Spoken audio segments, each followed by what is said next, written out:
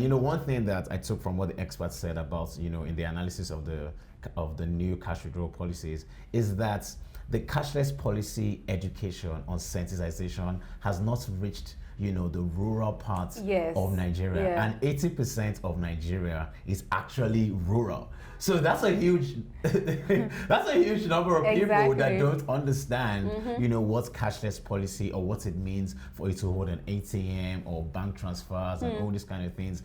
So when you're talking about cashless policy, you're actually talking about, for instance, technology. And technology, whether we like it or not, is a privilege. So I mean that whatever it is that you're doing, just ensure that it's not illegal, because someone like Femi Falana will come and point you to the books and say, hey, it's illegal. It's illegal.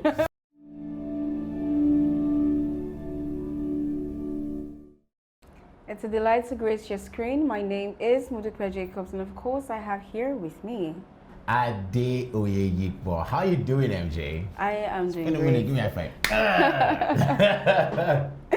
Okay, so there's a lot of buzz about the withdrawal policy, and everyone is going, what is going on? How are we going to survive? How are we going to live?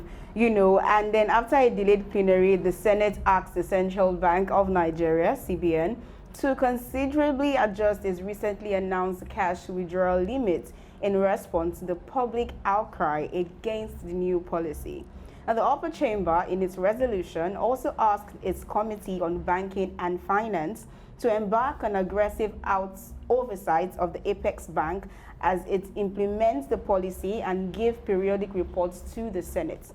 Now, some illegal luminaries like Femi Falana, the Senate and House of Representatives, argued that the withdrawal threshold set by the Central Bank of Nigeria is unrealistic and faulted the policy considering the economic situation in the country, and rightly so.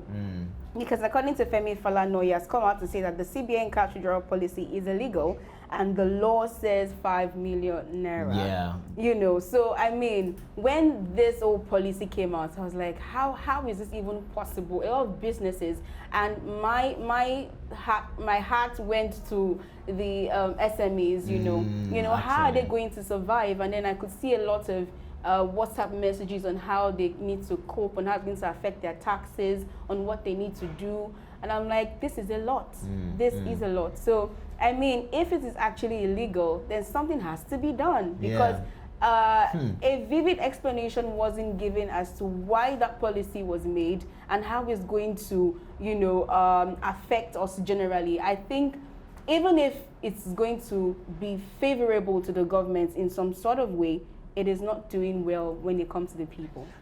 So the governor of the Central Bank of Nigeria, Godwin Emefiele, is trying to push a cashless policy in Nigeria, and for good reason, because a cashless policy would essentially manage the inflation of the currency, etc. It will manage inflation and things like this. However, so in research for this particular story, we found out that experts actually said, and one thing that I took from what the experts said about, in the analysis of the new cash withdrawal policies is that the cashless policy education on sensitization has not reached, the rural parts of Nigeria. And 80% of Nigeria is actually rural. So that's a huge number of people that don't understand, what's cashless policy or what it means for you to hold an ATM or bank transfers and all these kind of things.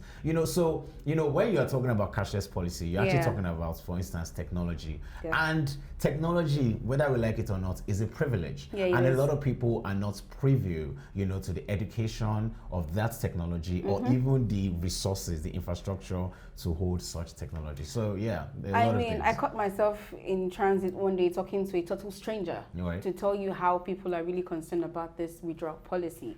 And he was just going on and on about why did they come up with this policy. I know they want us to be cashless because, when they announced wanted to change the naira, people started coming out, with loads of cash, and taking it to the bank. And we could see that it affected the dollar naira rates. Like, is that the reason why, they are bringing out this withdrawal policy and everything? And I was like, you know what?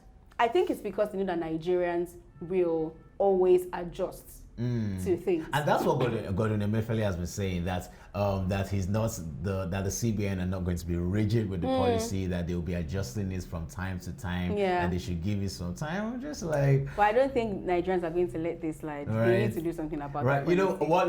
The Femi Falana comments really took me off. You know, Femi Falana, human rights activist and advocate in Nigeria, came out to say plainly that this that the announcement by the CBN is illegal. And you know, he had a point, because he actually referenced Section 2 of the Money Laundering Act, which states that, you know, the limit is 5 million naira, and I think about 10 million naira for corporates, 5 million naira for individuals, 10 million naira for corporate bodies. So actually, the fact that the Constitution has, do you understand, a facility for that particular, so it means that Femi Falana is not entirely wrong, you know, that the CBN needs to, you know, essentially adjust these policies according to the Constitution.